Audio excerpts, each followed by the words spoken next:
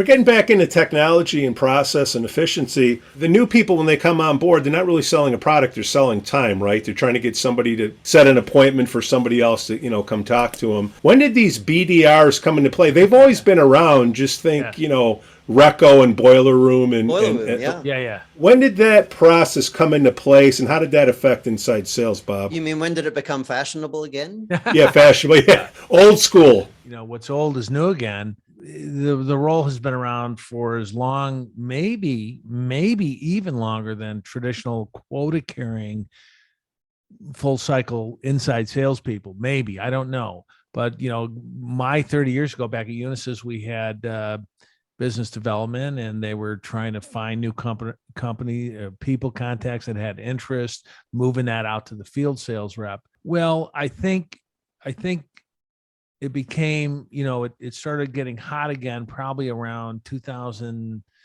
I'm going to just take a guess at this, 12, 13, 14. It really started peaking around then.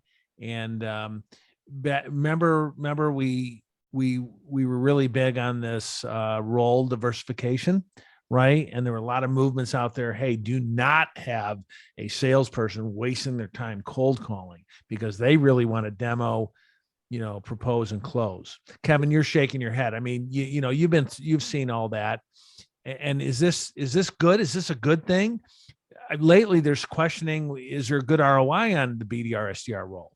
Yeah. So I would say to you that there are conditions under which the appointment setters work and some where it does not. At ZipRecruiter, I built five SDR, BDR teams, and only one of them ended up working. And that was because the deal size was $50,000, a year. But all the other ones were, too small, where we couldn't get the conversion rates up or the deal velocity up or the deal size up to justify the incremental expense of the BDR. Like, look, this is a marketing function. There's no question about it. I want to generate MQLs or SQLs for my team, and adding that human expense, loaded or unloaded, whatever you want to do, it doesn't always work. But I think that people think it's a panacea, that it is a solution for everything. We got to build a BDR SDR team. Well, why don't you step back and ask yourself, does it make sense to build an SDR and or BDR team? At least that's my experience. There are more ways to do division of labor than one. And there's a practical problem with this SDR or BDR idea, and that is that you end up creating a job that no one wants. And the problem is, if all you do is start conversations and then pass them off to someone else that's finishing them, you get all the pain and none of the pleasure.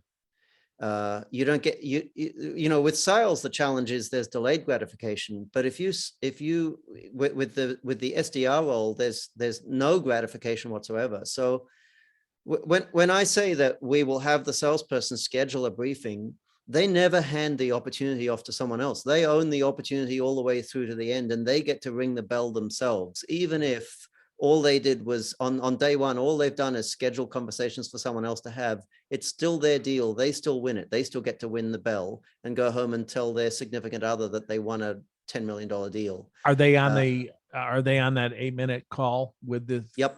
Yep. They're on Zoom along with the, let's say we have an application engineer who runs the call because they don't have experience, or we have an experienced salesperson maybe. In some cases, there'll be an experienced salesperson and there'll be an application engineer on that call. They're on every call. It's their deal. The minute you take the deal away from the person, you create a job that no one wants. And when you have a job that no one wants, you end up with a rapid reduction in the quality of the SDRs. Right. So now you've got annoying 22-year-old nincompoops, and you're back to the boiler room model.